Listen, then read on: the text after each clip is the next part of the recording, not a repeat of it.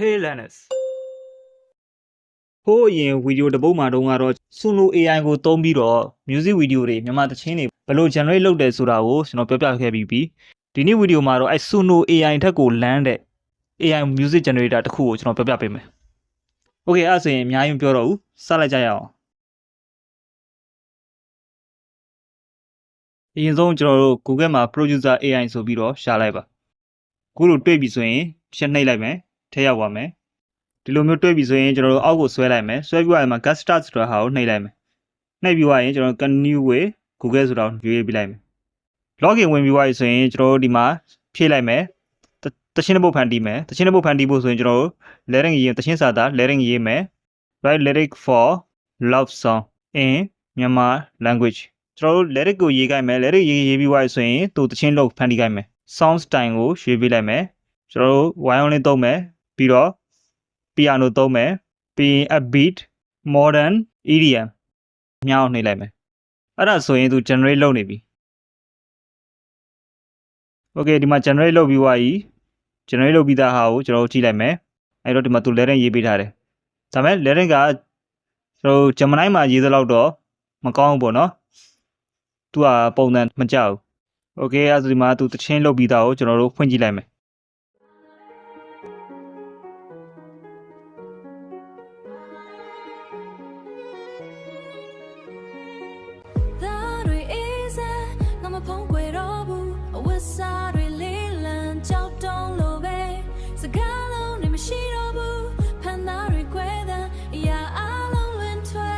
ချင်းကကောင်းတော့ကောင်းတယ်ဒါပေမဲ့ဘာဖြစ်သွားလဲဆိုတော့ကျွန်တော်တို့ letting ကတိတ်ပြီးတော့မကောင်း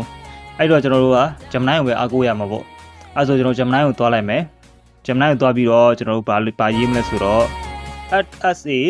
letting test သူ့ကိုကျွန်တော်တို့ကတချင်းရေးစရာအဖြစ်နေခိုင်းလိုက်မယ်တချင်းစာသားကိုဖန်တီးခိုင်းမယ် write love song in Myanmar language နောက်ပြီးတော့ situation ကသူတို့ကျွန်တော်တို့လိုချင်တာဘလို့အခြေအနေမျိုးမှာတချင်းစာသားလိုချင်တာလဲအဲ့အတွက်ရေးပေးလိုက်မယ်Girl accept a boy love music style ကိုလည်းရွေးပေးလိုက်မယ် music style ကကျွန်တော်အရှင်းမပြောသလိုပဲ violin piano တွဲသုံးမဲ့သချင်းစာသားပေါ့သချင်းစာသားဒီ instrument တွေနဲ့လည်းတွဲသုံးလို့အဆင်ပြေအောင်ဆိုပြီးရေးပေးရမယ် Okay violin piano ပြီးတော့ pop upbeat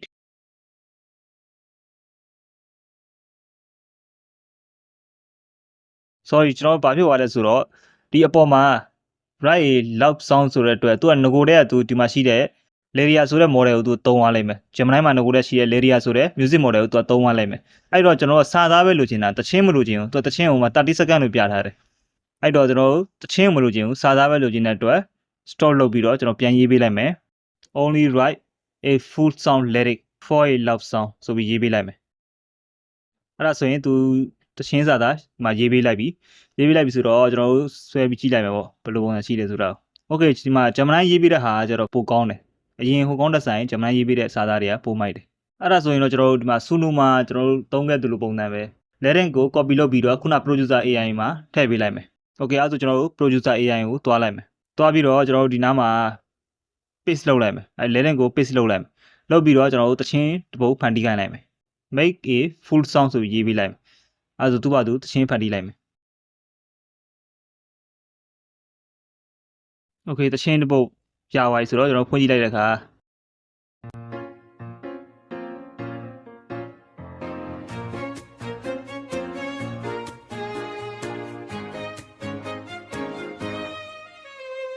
ရင်ခုန်တဲ့တွေစူညံနေတာရင်ကလေးကပဲမင်းသိအောင်ငါမပြရဲလို့ဝတ်ထားခဲ့တာဒီနေ့တော့မင်းစီကအပြေစကားကြားလိုက်ရချင်းကဘာကြီးကပူပြီးလှပသွားတယ်အခုဆိုရင်ကျွန်တော်တို့ letting မှန်သွားတဲ့အတွက်သူတချင်းလဲပို့ပြီးတော့ကောင်းသွားတယ်မြန်မာလိုအတန်လဲပို့ပြီးတော့ပြီးသားSunoတဲ့ဆိုင်ပေါ့နော် Okay အဲ့ဆိုရင်ကျွန်တော်ဒီမှာဒါဟိုဟာ female voice ပေါ့မိန်းကလေးအတန်ဖြစ်နေတယ်အဲ့တော့ကျွန်တော်လိုချင်တာ male voice ဆိုလိုချင်တဲ့အတွက်ဒီအပေါ်လေးက male vocal only ဆိုတော့တစ်ချက်နှိပ်ပေးလိုက်ပြီဆိုရင်သူကယောက်ျားလေး voice နဲ့ပြန်လာလိုက်မယ် Okay အဲ့ဒီမှာ male voice vocal နဲ့ရသွားပြီ male vocal နဲ့ရသွားပြီဆိုကျွန်တော်ဖွင့်ကြည့်လိုက်မယ်ရင်ခုန်တဲ့တွေစူညံနေတာရင်ကလေးကပဲမင်းသိအောင်ငါမပြရဲလို့ဖွက်ထားခဲ့တာဒီနေ့တော့မင်း စီကအပြေစကားချလိုက်ရခြင်းကဘာကြီးကပို့ပြီးလှပသွားသလိုပဲ โอเคအဲ့ဒါဆိုရင်ကျွန်တော်တို့ဒီမှာ mail voice နဲ့ရပါတယ်ယောက်ျားလေးတန်နဲ့ရပါတယ်စူနိုထက်ပိုကောင်းတာပါလဲဆိုတော့ကျွန်တော်တို့ဒီမှာ prompt နဲ့ပြန်ပြီးတော့ changes လုပ်လို့ရတယ်အပြောင်းလဲလုပ်လို့ရတယ်စူနိုကကြတော့တစ်ခါ prompt ရေးပြီးွားရင်သူကတစ်ခါတည်းဟိုလုပ်လိုက်တဲ့အတွက်ပြန်ပြီးတော့ဂျားထဲမှာပြန်ပြီးအတချင်းပြန် change လို့မရဘူးဒီကောင်ကြတော့ဗာလဲဆိုတော့ကိုအဲ့မှာ तू လုံနေတဲ့ဂျားမှာတွင်ကိုကရက်ချင်ရပ်လိုက်လို့ရတယ်နောက်တစ်ခုကဂျားထဲမှာကိုလိုချင်တဲ့ style ပေါ့ music style ကိုဂျားထဲကနေပြီးတော့ဖန်တီးလို့ရ prompt ပေးပြီးဖန်တီးသွားလို့ရတယ်ဟိုပြောမစင်ဟိုစကားပြောသလိုပေါ့စကားပြောသလိုမျိုးသူ့မေးနဲ့ကိုလိုချင်တဲ့ဟာကိုဖန်တီးလို့ရတယ်โอเคအရင်ဆုံးဒီဟာလေးကိုအရင်ဆုံး download ဆွဲလိုက်မယ်နော် download ဆိုတဲ့ဟာကိုဒီမှာဘေးနားက73နှိပ်ပြီးတော့ download ဆိုတာရွေးလိုက်မယ်ရွေးပြီးတော့ဒီမှာ mp3 ဟာနှိပ်ပြီးတော့ download ဆွဲလိုက်လို့ရတယ်โอเคဒီမှာရှိတဲ့ plus sign လေးကိုနှိပ်လိုက်ပြီဆိုရင်ကျွန်တော်တို့ဒီပုံစံပေါ်လာလိုက်မယ် recording နောက်ပြီးတော့ recording ဆိုတာကျွန်တော်တို့ voice နဲ့ live လုပ်လို့ရတယ် live record လုပ်လို့ရတယ် type မလုပ်ချင်ဘူးပေါ့ type ပင်မလုပ်ချင်ဘူးဆိုရင်ကို record audio တွေကိုဒီမှာထည့်ပြီးလုပ်လို့ရတယ်ဒါမှမဟုတ်ကင်မရာနဲ့ပေါ့ကင်မရာနဲ့ဓာတ်ပုံရိုက်ပြီးတော့အဲ့ဒါကိုသချင်းဖန်တီးခိုင်းလို့ရတယ်ကိုလိုချင်တဲ့ mood ကိုသချင်းဖန်တီးလို့ရတယ်နောက်တစ်ခုကကိုယ့်စီမှာရှိတဲ့ music file တွေကို upload တင်ပြီးတော့အဲ့ file မှာရှိတဲ့ style နဲ့ပေါ့အဲ့ music file မှာရှိတဲ့ style နဲ့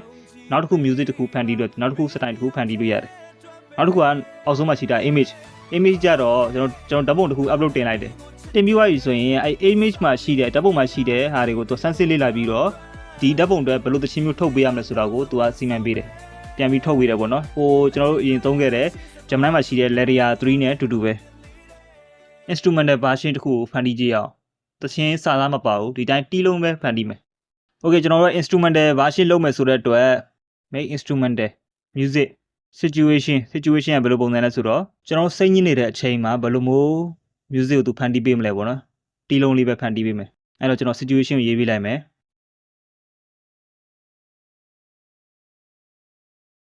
โอเคအဲ့လိုရေးပေးလိုက်ပြီဆိုရင်ဒီမှာပေါ်လာပြီအဲ့ဒါဆိုကျွန်တော်တို့ play လုပ်ကြည့်လိုက်အောင်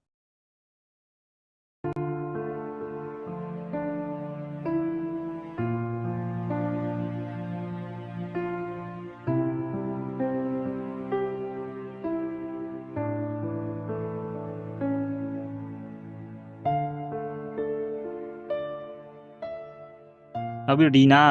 က icon တစ်ခုနှိပ်လိုက်ပြီဆိုရင်ဒီမှာအောက်မှာ variation နဲ့ use prompt ဆိုတာပေါ်လာလိုက်မယ် variation ကြတော့နောက်ထပ် design တစ်မျိုးနဲ့လိုချင်တယ်ဆိုရင်ဒီ variation ခလုတ်နှိပ်ပြီးတော့သုံးလို့ရတယ်နောက်ပြီးတော့ကျွန်တော်တို့ဒီမှာ use prompt ဆိုတာရှိရယ် use prompt ကြတော့ဘာလို့ဆိုတော့ကိုအခုဒီမှာ generate လုပ်ထားတဲ့ဟာဘာတွေသုံးထားတယ်ပေါ့အဲ့ဒါအကုန်လုံးဒီဟာ prompt ဘယ်လိုရေးရမယ်ဆိုတဲ့ဟာဒီမှာပါတယ်အဲ use prompt နှိပ်လိုက်ပြီဆိုရင်ဒီတချင်းလုပ်ဖို့အတွက်သူဘယ်လိုမျိုး prompt တွေရေးထားလဲဆိုတာကိုကြည့်လို့ရတယ်အဲ့တော့ကျွန်တော်က copy လုပ်ပြီးတခြား AI တွေမှာလည်းတွားပြီးသုံးလို့ရတယ်တခြား music generate လုပ်တဲ့ AI တွေမှာတွားပြီးသုံးလို့ရတယ် Suno တို့ဘာတို့မှာလည်းသုံးလို့ရမယ် Okay အဲ့ဒါဆိုရင်ကျွန်တော်တို့ဒီဘေးနာမီနူကိုနှိပ်လိုက်ပြီဆိုရင်ဒီမှာ sound ကျွန်တော်တို့ generate လုပ်ခဲ့တဲ့ sound တွေကိုဒီမှာပြန်ကြည့်လို့ရတယ်ကျွန်တော်တို့လုပ်ခဲ့တဲ့ project တွေအကုန်လုံးဒီမှာကြည့်လို့ရတယ် Okay ဒါကျွန်တော်တို့ producer AI ကိုသုံးပြီးတော့တချင်းတစ်ပုတ်ကျွန်တော်တို့ဘယ်လိုဖန်တီးရမလဲဆိုတာကိုပြပြပေးထားတာ Suno နဲ့ဆိုင်ရင်တော့ပိုကောင်းတယ်လို့တော့ပြောလို့ရမယ်နောက်ပြီးတော့ဒီ producer AI ကို Google ကဝယ်ထားတာဆိုတော့နောက်ပိုင်းကျရင်ပိုကောင်းလာဖို့ရှိတယ် Okay အဲ့ဒါဆိုရင်ဒီဗီဒီယိုကြိုက်ရင် like အသုံးဝင်တဲ့ထင်ရင်လည်းကိုယ်တငယ်ချင်းတွေစီကိုလည်း share ခဲ့လိုက်အကြံပေးချင်တာတို့တခုခုမေးချင်တာတို့ဘာလို့ရှိတယ်ဆိုရင်လည်း comment မှာမှတ်ခဲ့လိုက်ပါမမေ့ဘဲနဲ့ကျွန်တော်တို့ channel ကိုလည်း subscribe လုပ်ခဲ့ပေးပါ And the last one were this is zero limit no limit to learn. Bye bye.